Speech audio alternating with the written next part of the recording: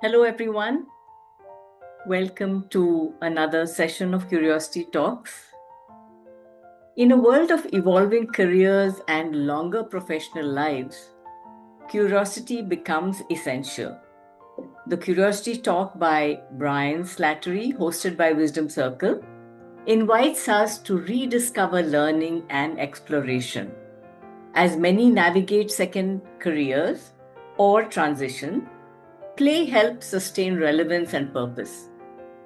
Brian, co-founder Teamwork Unlocked, has spent decades at the intersection of play, people, and performance, and the results are hard to argue with. In this warm and lively session, Brian will make a case for why board games might be the smartest thing you can do right now for your social life, your relationships, and your brain. Not Monopoly, a whole new world of games designed to spark laughter, deepen connection, and keep your mind really sharp. So over to you, Brian. Thank you so much, Swati, for the warm introduction. Very happy to be here. As Swati mentioned, my name is Brian Slattery. I'm the CEO and co-founder of Teamwork Unlocked. Let me get my presentation up and running. Okay, hopefully everyone can see that. So just a little bit about myself before we get into the fun part that hopefully everyone came for to learn more about board games. I'm originally from the US. But I've spent around the past 20 years living around Asia Pacific in different places. I lived in Japan from 2003 until 2009. I speak Japanese. My time there, I was working at AMD, which is a processor manufacturer, mostly in a variety of sales and partnership roles. In 2009, I moved to Australia, where I was the general manager of AMD for Australia and New Zealand. And in 2012, I was moved to Singapore, where I've been since. And in Singapore, I was the consumer sales manager for Asia Pacific. After I stopped my time at AMD, I went to Dell EMC for a year. They got bought out by by Dell. I was working for EMC. So I decided to switch again, and I moved to Google. And I had a 9-year career at Google from beginning of 2016 until December 31st, 2024. Excellent time there. Most of my time was working as the head of pre-sales for Google Ads, but I was also the head of Google Culture, and I did a lot of work with employee engagement, learning and development, and really just making that office a lot of fun for a lot of Google employees. Last year in March, I started my own company called Teamwork Unlocked. I'm hopeful that this is going to be the company that I work in until I decide to retire. And what we do is we make a lot of work into play. That's really what we do, doing really immersive and interactive learning and development workshops. Now, where did all of this come from? A couple photos here. On the left, you can see what is the world's largest private board game cafe.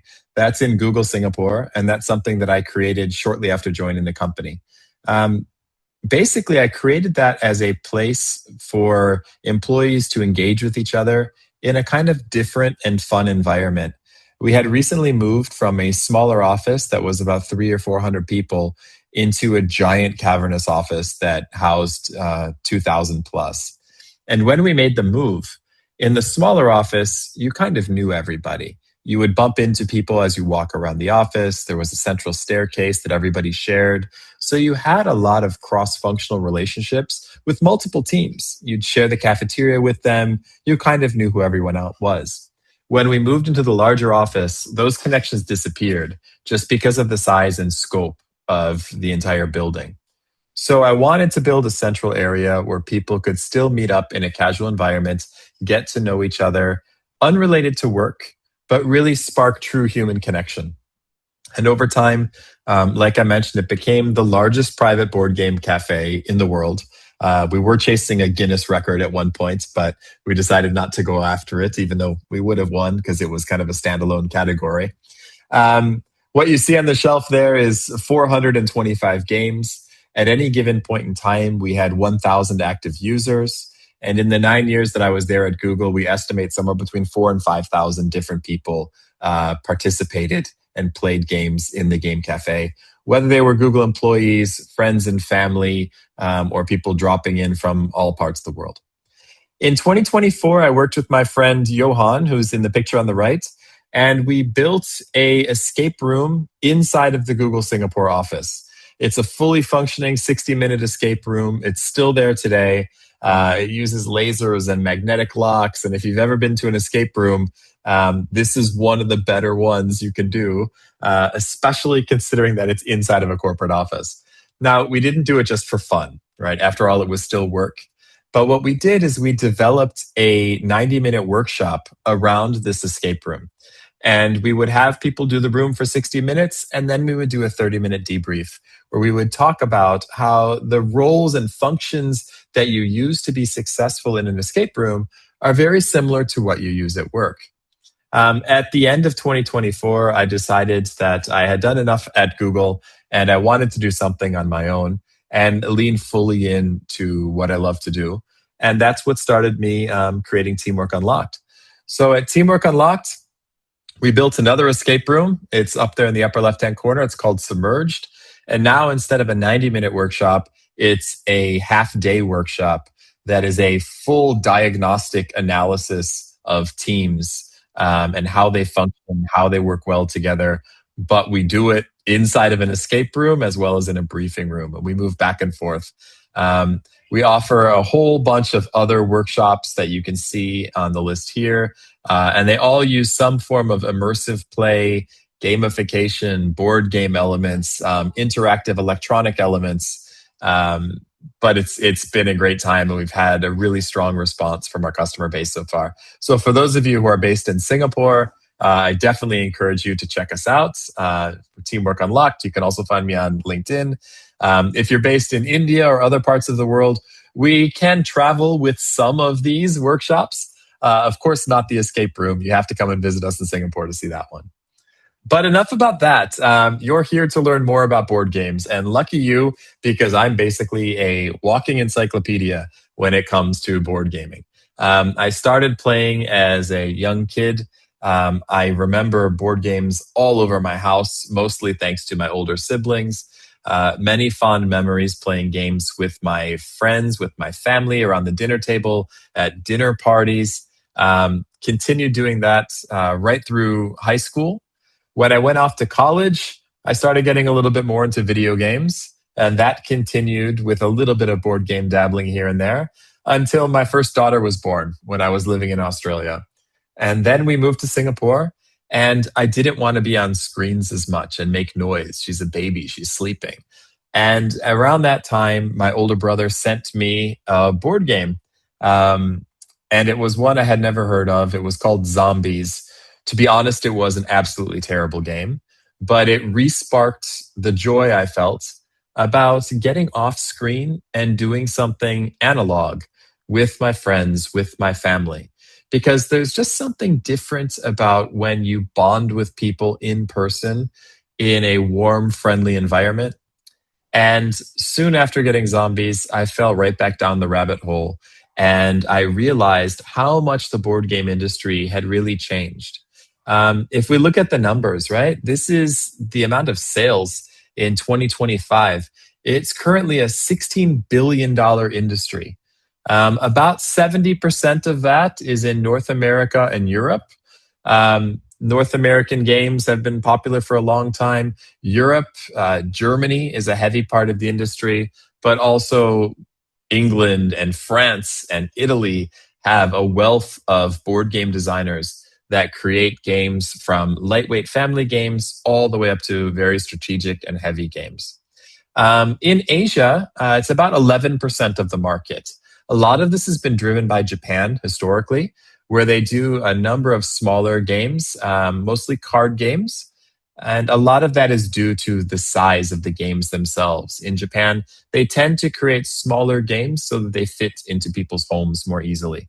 One of the biggest problems with the board gaming hobby is board games are big and they take up a lot of space and they're not cheap. So having a lot of place to put the games becomes one of the barriers to entry in the hobby. Australia is also quite a large market. And recently, the two booming markets that we're seeing more design and development and purchases coming out from are China and India. No surprise, just considering the size of the populations. But these are two markets that are recently on fire and growing quite rapidly. So, why do I find games to be important? I think a lot of it really has to do with they can solve so many social problems that we're experiencing and that we're worrying about more and more. Obviously, everyone is concerned about the amount of time that we're spending on screens, whether it's the mobile phone in your pocket or the 60-inch flat screen that you have playing Netflix nonstop the moment you're off work, or to your PCs that you're strapped down to in the office. We're spending 10, 12, 13 hours a day in front of screens regularly. And besides all the damage that's doing to our eyes, it's making us so focused on a small part of the world, and we're missing everything that's around us. So, whether it's a book, whether it's exercise, going out into nature, we need something engaging that can keep us off of those screens. That said, we all know the dopamine hints that we get from scrolling through social media. And some things that used to be more engaging for our brains are not as engaging now as they might have been. A lot of that is just due to how all of the technology is rewiring our brains. The good news is that games are still very engaging. They're a wonderful social activity, and they can keep your attention and strategic focus for long enough that you don't mind putting away your phone. You don't mind turning off your TV, but you can still engage in a much more social and, frankly, healthy hobby. Of course, there's stress and overwork. We need ways to kind of unplug from that. And to me, there's nothing better than slipping into a completely different fantasy world where I can control a little bit more of my own destiny versus when I'm in the corporate world and other people are telling me what to do, or even my clients are telling me what to do. Um, Loneliness is an epidemic, right? It's because of all of the screens. As we're all getting older, we find more and more time that we're just by ourselves. It's harder to find ways to connect people over time. Children grow up and they move away. Your friends get busy and are doing different things. Parents are getting older. Finding a way that can attractively bring everyone together for a communal hobby at this time just means so much more than it used to. And then inside of the family, I'm not sure how many of you experience the same, but if I'm on the train with my family or we're sitting around the dinner table, it doesn't take too long before at least a couple of those screens start to come out. And instead of having a nice conversation over a coffee at brunch, I'll be looking at my screen. My wife will be looking at hers. If our daughter's with us, she might be looking at hers. And we're not communicating anymore as a family or even with friends. So, yet again, board gaming is a great way to reestablish those really important human connections and get away from everything else that can, frankly, be quite toxic. Now, games are not what you remember. This is probably one of the biggest surprises to people when I talk about board games. And sure enough, the reason that the question that you had to answer before entering into today was, what's the board game you've played most recently? I was expecting to see answers pretty much what I saw. I saw Monopoly, I saw Ludo, I saw Snakes and Ladders, I saw Scrabble, and of course, because so many people on the call this evening are from India, I saw Carom. Those were the five that I was 100% expecting that they would be the top five games to show up, and I wasn't wrong. If I looked at the entire list of people who registered for tonight's event, and it was around 120 some people, there were exactly four people who wrote down something that would be considered a modern game. Now, let me put this into perspective a little bit. We're going to kind of play a game here. Who can identify what is there in the left? Probably this isn't too hard, but if you know what that is, type it in the chat. Let me see. Anyone? What's showing on the left-hand side of the screen? 1896. Anybody at all?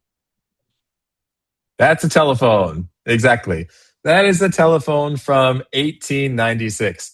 Now, how many of you are using a phone that looks like that? And how many of you are using a phone that looks like this?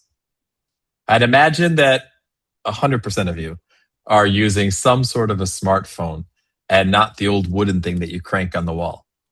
But surprise, surprise, did you know that the modern version of Ludo is also from 1896? Now, we know for those of you based in India, Ludo is based on Pachisi, which is actually a 6th century game. So this game is, 1,000 plus years old. It's ancient. And yet, this is the game that a lot of people think of when they first think of a board game. How often are you using technology from the 6th century or even from 1896? Let's look at the next one. This is a little bit more obvious. This is an old radio from 1934. So imagine, back then, a little bit before my time, closer to my dad was actually born in 1934. The family would huddle around the radio. You'd hear lots of static. You'd hear a couple sound effects, but this was family entertainment at the time. Nowadays, of course, I've got my AirPods in right now. Some of you are probably wearing them. Now we have access to thousands of songs in our pocket at any time. You pick whatever you want to listen to. You don't have to wait for whatever the DJ is going to play next. And you have much better sound quality than you had back then. Also in 1934, the game Monopoly, then known as the landlord's game, was invented. So this one is getting quite old itself, right? It's almost 100 years old at this point. And yet the number one selling board game in the entire world is Monopoly. 1956, okay, we're at least getting into some ages that some of us might have been alive and born, or at least very close to, siblings, uncles. This is a 10-inch black and white TV, the best of the best that you could get in 1956. This was premier entertainment. Of course, nowadays we have 60-inch flat screen TVs stuck to our wall doing 4,000K high definition, all sorts of amazing technology. What else came from 1956? Everyone's favorite word game, Scrabble.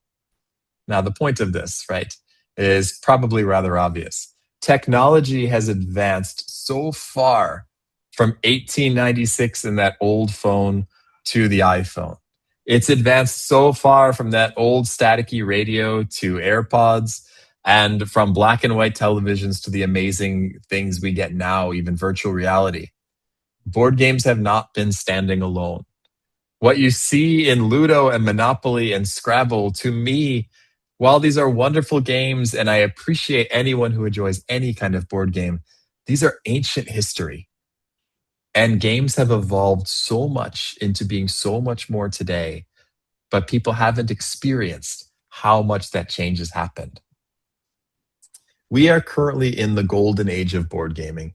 It might surprise you to know that it's literally impossible to play every board game that is released every year. My own personal collection of board games, I have over 200. I bet most of you can't even name more than 20 board games. But for me, a collection of 200, not only to have them all, but have played them all multiple times is pretty easy. In fact, as a hobbyist, a board game collection of 200 is rather modest. It's not on the small end, but it's definitely not on the high end either. What we see in current games, over 3,000 brand new board games are released each and every year. It's literally impossible to find time, let alone the money, to buy them all and play through them all. The most ardent board game reviewers, and yes, that's a thing, will play 400 to 500 new board games a year. And these are people who are playing multiple games a day in most cases.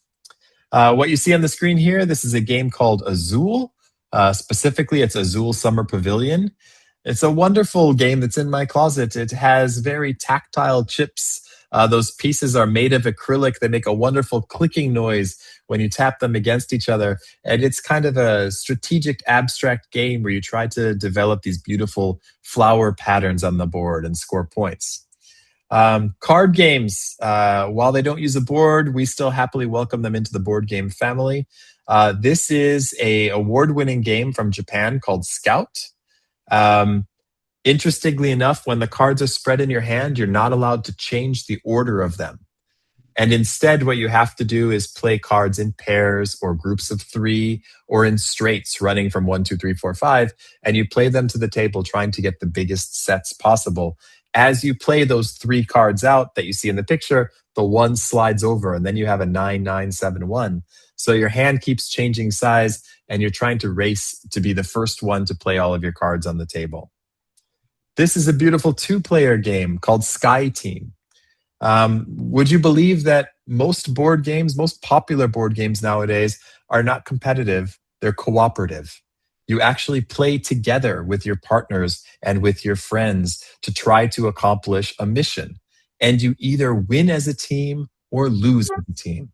In this case, this is a two-player game where one player with the blue dice is the pilot and the player with the orange dice is a co-pilot. And their job? Successfully land an airplane without crashing. You do this in about 30 minutes. The game comes with multiple airports and scenarios like landing on an icy runway or having to refuel or working with a brand new intern. It's high stakes, it's intense, and you have to play the game silently. You can't tell your partner exactly what you want to do. Instead, you have to infer from what dice they're playing, what other dice and numbers they might have, and try to make the right pairings to succeed and land that plane together. This is one of my top 5 games. I publish a top 100 list every year. This is called Viticulture. It's a rather complex game about winemaking. You actually run your own vineyard in Tuscany, and you have to do everything from planting vines to harvesting the grapes, stomping them, turning them into wine, letting the wine age, and then filling customer orders. This is about a 2-hour activity, and I'll give you one guess what drink I have with my friends and family while we're playing this all night. My friends will come over, they'll bring bottles of wine, we'll have a charcuterie board, and we'll sit down and play 2 hours of viticulture. For those of you that like Scrabble and language games, this is an amazing one called A Message from the Stars. One player actually acts as an alien, trying to decipher or encode their own language into English, and the other players have to interpret the words that the alien says and figure out which letters are worth what points. All of this is being done to translate one final phrase, one final message from the aliens to the humans. And if teams are able to understand what they're each saying to each other by the end of the game, you win. Again, these are fascinating concepts to me. And when you're used to something like roll a dice and move a piece across the board, the world has completely changed. It's a really interesting hobby, and it's one that I would encourage you to think about. Now, why? Right? Some of you are saying, okay, it sounds like a lot of fun, but what does it really do for me? There was a study done over 20 years in France that shows active playing of board games reduces the risk of dementia by 15%. Nothing to do with diets, nothing to do with exercise, although those are both helpful as well, but engaging your brain on an activity that requires you to constantly strategically think and focus, as well as the socialization that happens with your friend, is actually something that helps you reduce the risk of dementia. Next up, board games help improve your neuroplasticity. So what do I mean by that? Well, one of the barriers of entry to the board game hobby is you have to learn rules. You have to, and especially when you have 200 games in your collection like I do, you learn a lot of rules. That can be some of the most boring part of the hobby, unless you're the one teaching the game. But learning all the rules, understanding the patterns, the strategies at play, and all of the tactics that you can do, it engages the bilateral, prefrontal, and parietal regions of your brain. That helps improve cognition, and it helps stave off age-related brain decline. Finally, overall improvement of cognitive function. There was a Spanish study done that found playing board games twice a week has a significant impact in improving overall cognitive function of your brain, staving off things like memory loss, again, tying close to dementia, but keeping your brain from aging at the normal rate it would. So if you want something as we all get into our older years to keep your brain engaged instead of, watching show after show on Netflix, this is a great way to engage much more of your senses and keep your brain happy and healthy. And finally, there is the social angle, right? Um, whether you're extroverted or introverted, whether you want to spend time with your children, your parents, your grandchildren, with friends you don't see as often, with friends that you hang out with but don't really know what to talk about. Board games makes a very safe, welcome, and opening space where you can spend time together.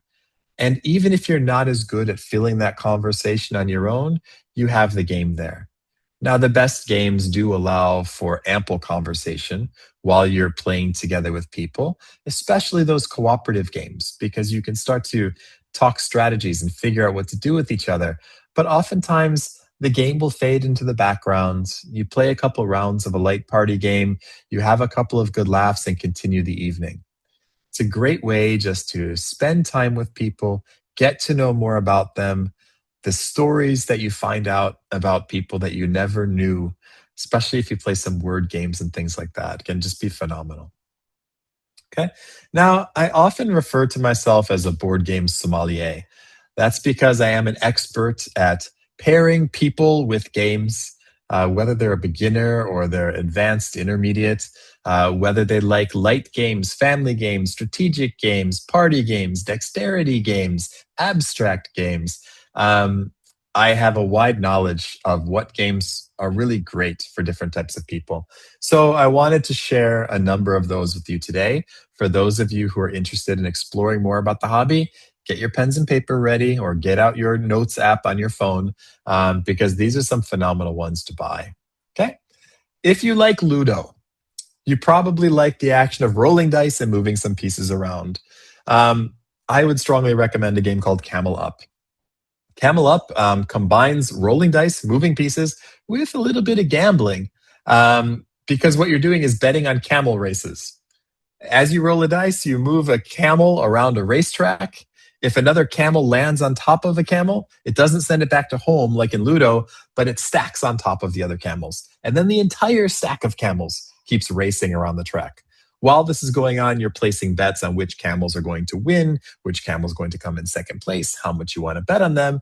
And there's a couple of crazy camels that actually run backwards around the track, disrupting everything. So if you just like that simple action of rolling dice, moving some pieces around, and having fun, try to find Camel Up. It's typically available on Amazon, Flipkart. Not normally available in your typical toy stores. I have to warn you about that. Most modern board games, you would be shopping either online for them or at a specialty board game store. Typically, if you go to a toy store or a department store, you will find the classics like Monopoly, Scrabble, and so forth. These ones a little bit harder to find, but they are available. If you like Monopoly, I recommend another Japanese game called Machikoro. One of the things that people dislike about Monopoly, besides the fact that it takes like 4 hours to play, is player elimination. If you've ever landed on someone's row of boardwalk and park place and you hit all of their hotels, go bankrupt and lose all your money, too bad you're out of the game. But congratulations, because you get to sit around and watch your friends and family have fun for 2 hours. In Machikoro, there is no player elimination, but you're doing something very similar. You roll dice. When you roll dice, you automatically earn money. You use that money to buy different buildings to put into your town. When you buy those buildings, they also generate more money depending on what numbers you roll on the dice. It's quick, it's fast, it's about 30 minutes, but it still kind of gives that real estate action feel, a little bit of the wheeling and dealing. You can even charge people to come eat at your sushi restaurant if they roll a 3. It's just a lot more of an enjoyable way to do something similar to Monopoly. For those of you who like word games like Scrabble, Scrabble is very similar to chess. If I am better than you at Scrabble or at chess, you will never beat me at Scrabble or chess. They require such a high degree of knowledge of the tactics in the game or the words in the game that if you're paired up against someone with a different level of vocabulary, you won't have a good time. I'm not sure if the person who asked had joined the call today, but someone asked, how do I find a group of like-minded Scrabble players? That is one of the most challenging questions to answer, because not only do you have to find someone who enjoys Scrabble, ideally you need to find someone who enjoys Scrabble and is at your same level of expertise, or else one of you is going to have fun and one of you will have a miserable time. However, if you like word games, I strongly recommend Just One instead. Just One is also an award-winning game, and interestingly, it's cooperative. You play with up to 7 people at a time, so it's great for families. One person has to guess a word. The example that's on the box cover is the word chocolate. So the person guessing doesn't know the word they have to say is chocolate. They only know that they have to say just one word.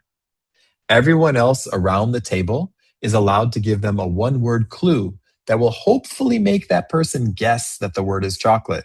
The examples you see here are milk, white, Belgian, sweet, dark, and hazelnuts. Everyone compares their clues to each other. If any 2 players have the exact same clue, they must erase them. They don't get to use those clues. So suddenly, instead of having 6 clues to help you guess the word, you have 4. Maybe you have 2. In terrible cases, you only have 1. And then if you're able to guess the word correctly, you score a point, everyone cheers and celebrates, and it's the next player's turn. Hardly anyone actually scores this game. Instead, the table just goes around and around and around and around as long as you want, and people try to guess as many words as they possibly can. Now, if you are looking to expand into the hobby, this is my recommendation of your first 5 beginner-friendly games. Very quickly, Ticket to Ride is kind of a rummy-style game where you're building train routes across the country. You collect colors of cards. Once you get a set of them, you turn them in, place trains down on the track, and try to build the best train routes that you can. Carcassonne is for people who like jigsaw puzzles. You're building the French city of Carcassonne by laying out square tiles and trying to connect roads to roads, cities to cities. You have cathedrals, you have farmland, you have rivers, and you're competing against other players to capture space as you build the board in front of you. Pandemic is one of the most popular cooperative games. You form a team of scientists that are trying to stop 4 viruses from contaminating the entire world. And yes, this game sold exceptionally well during COVID. This is a game where you race around the world to try to stop viruses and find the cures before they spread too far. Splendor is a very tactical, thinky game about collecting jewels. So you're a French jewel dealer. You collect coins to buy jewels, and as you buy those jewels, it means you need less jewels to score more points later on in the game. Is excellent 4-player version as well as a 2-player version. Azul, I already touched on a little bit before. It's a very abstract game using these beautiful tile pieces. Wonderful for 2, 3, or 4 players. So these are 5 great recommendations. If you'd like to play with couples, we talked about Sky Team already. An India-themed game, Jaipur, where you're 2 merchants who are trading for silks and rubies and gold and even camels. And Splendor Duel is a 2-player version of that gem trading game that most people consider to be even better than the original. For dinner parties, Just One, we already talked about. Poetry for Neanderthals is a game in which you have to speak and describe a word using only 1-syllable words.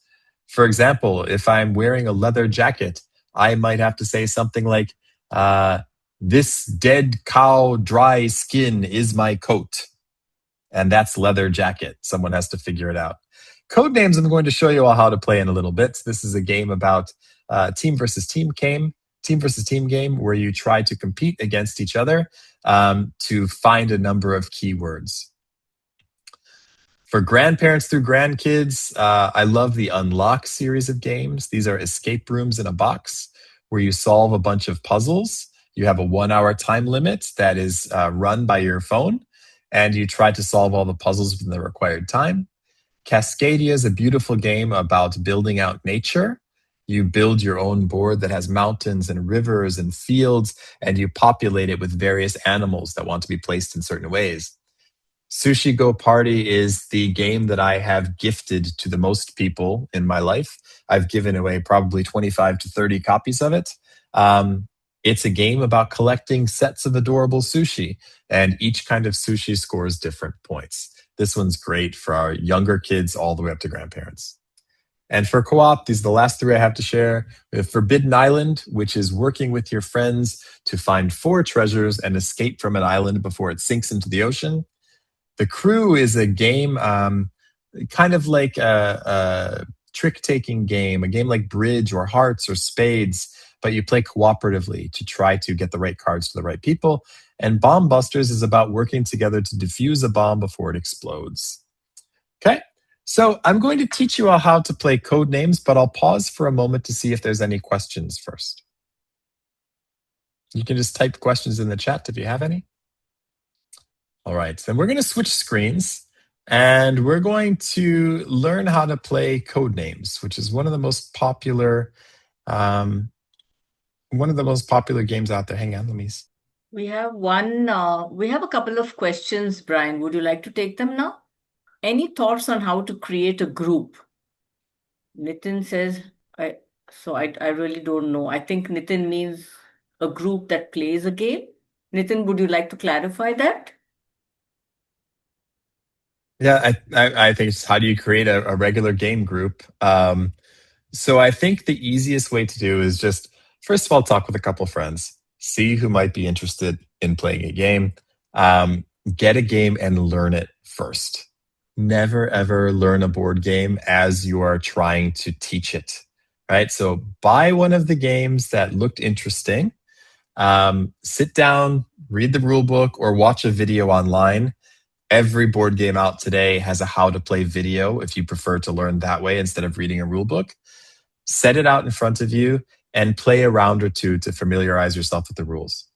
Then, either in a public place that allows you to play board games or at your own home, invite your friends over, invite them for a dinner.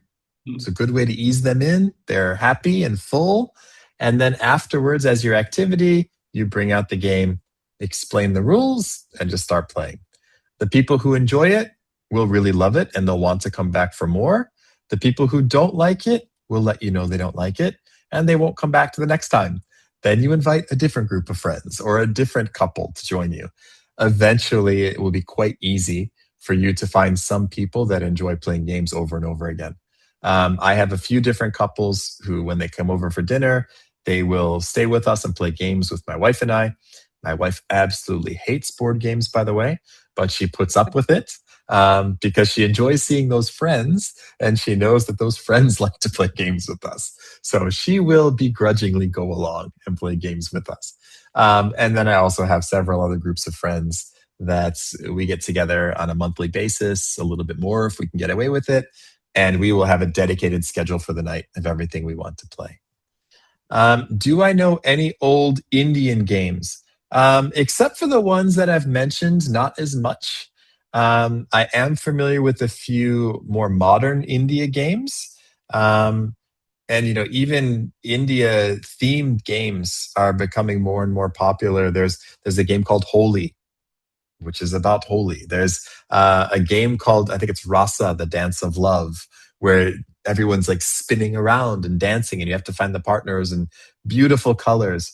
There's a game about chai where you have to make chai in different flavors and serve it to your customers, get the right tea leaves and brew them for the right time and everything else. So, and I mentioned Jaipur already as some others. So while I don't know old India games, there are a lot of fascinating new Indian games that have themes that really resonate, and you wouldn't expect there to be a board game about chai, but there is. Okay, this is Codenames. Now, I'm going to put something in the chat. Not everyone needs to join, although you can. Actually, everyone can join this chat. I need one person to click Spy Master Join Team on the red side and one on the blue side. If you're going to be a Spy Master, you probably want to be pretty good with words, okay? and with giving clues to words. So everyone can click that. I need one spy master on each team, and everyone else I want you to split either on the blue team or the red team as operatives. I would recommend if you are born in the months of January through June, you join the blue team. And if you're born from July to December, you join the red team. That would be an easy way to split this group.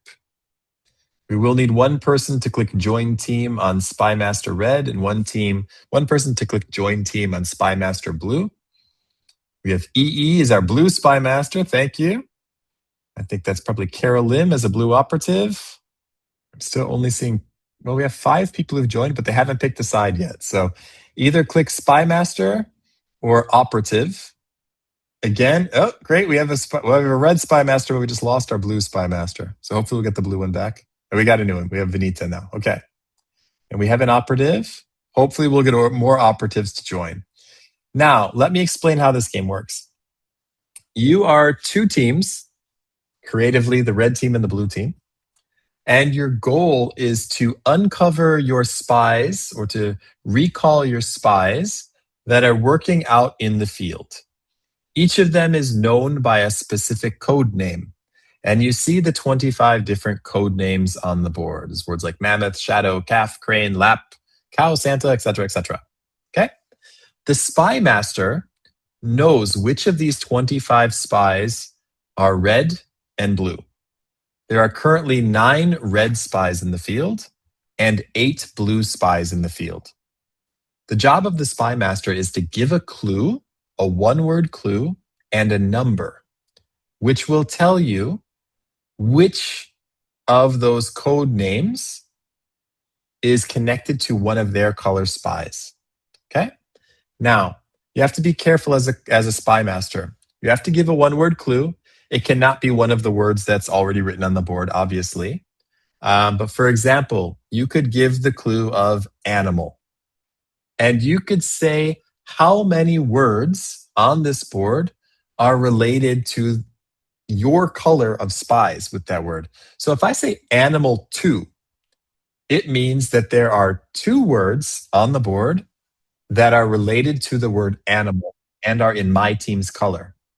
Now, that would not be a great clue because if we look on the board, mammoth is an animal, calf is an animal, crane is an animal, cow is an animal, shark is an animal, turkey is an animal, minotaur might be an animal. I wouldn't know which of those I'm supposed to pick. So you want to be a little bit specific, okay? But this is a race. So after the red team goes, they will go first. The red operatives can try to guess as many of the code names as possible, and then they either stop or they complete all of their guesses and pass to the blue team. The one other thing you have to be careful of is there is one word on the board that is marked in black. That is the assassin. If an operative picks the assassin card, that team automatically loses. If I can, let me try to join as spy master. Okay, Right. now you've seen some of the words, Geet, so it might be a little bit difficult, but for demo purposes, when I type it as spy master, I can see my clue in the bottom, but I'm also sharing the screen, so I just realized everyone can see all the clues. Yeah, we can. So, okay, okay. well, so you Maybe know, you're teaching us how to this do is it. a demo version, so I'm Yeah. teaching you how to play instead of Yeah, playing properly right now. So if we look at this, right, we can see I see Santa and snow, which is probably something that I'd go for because these are both, we could type like winter 2, for example, and send this off, okay? And then I would select Santa and snow, click it, and then the operatives would see winter 2, okay? And then you have time to guess, and then you should be able to click on the cards that you would want to select. So again, you could choose Santa and snow, click those 2, and then probably press enter, and then it would choose them. But this is kind of how the game works. So you would point to these 2 cards, Santa, and select it, and then I would say yes or no. You point to snow, I say yes or no, and then you've gotten both 2 words, and then we would pass over to Vanita, who would take the same piece from the blue side. Okay? but I would be happy to answer any other questions that any of you might have. Not a question, but I was very, very excited to join because I play board games regularly. Oh, excellent. What are some of your favorites? Recently, I liked I don't know if it's called the board game, but it's called Tailspin. Yeah, I've heard of that one. Yeah, I would call it a board game. Sure. I loved it, and we Mm. continued to do it we did that first time when we were traveling in the train from Oh, Bangalore to excellent. Hyderabad. So, and something with trans join something. Mm. Played that. It's guess and write. One page will be to write and one page will be to guess. The Yeah. notebook passes on to everyone in the room. All right. Yeah. There's a drawing game like that as well called Telestrations, which is a lot of fun. Illustration. Is that the Yes. one you're talking about? Illustration. Yes. Yeah. Yes. It's kind of like a more modern version of Pictionary, which is popular back in the 1980s. But Telestrations, for those of you who don't know, you have a flip book. And so on your turn, you draw a picture and then you close the notebook and you pass it to the next person. The next person looks at the picture you drew and then has to write the word of what they think you were drawing. And then you close the notebook again and pass to the next person. The next person just gets to see the word and they have to draw that picture. So you go around the table and the notebook passes between, like 8 people as it goes around. And you basically reveal at the end to see how far you've gotten from what the original prompt was until what you've shown up. So it's a little bit like the old telephone game where you whisper things to people and try to pass along a message. But now you're doing it with everybody's terrible artwork. So it's a lot of fun and a lot of laughs. So Venetia, for our company, we normally are not open just for playing board games. However, we do a demo night once every month where we show off what we do. And that always ends up with people playing board games. So if you're interested, I'm sure Swati and Mansi can pass my details, or you can just reach me at brian@teamworkunlocked.com. Let me know that you're interested in learning more, and I'm happy to invite you to our next demo night. That will be on May 21st at 4 p.m. So you get to do the escape room for free. And then after the escape room is done, people normally stick around and play some games. Sure. Just drop me a note so I have your email and I'll be happy to invite you. Will do. Brian, I had a question. Yes, please. So students these days are losing touch with things like board games, and we know how important that is for cognitive ability. How do you think we can reintroduce this at the school level? Look, I mean, there's board game cafes or board game clubs at my daughter's school, right? And I won't deny it can be very difficult to battle against Instagram and TikTok and everything else, right? Yeah. And my older daughter's at the age now where, hanging out with her parents is not quite as cool as it used to be. One of the most fascinating things about board games right now is just the wide variety of themes that there are. You can find a theme about almost anything you can think of. And so if your children or students have a hobby about something that interests them, hey, there's a game about that. Even in the classroom, right? There's very good educational games about all sorts of science subjects. A game that was launched about 6 years ago named Wingspan is all about birds and facts like you wouldn't believe about birds.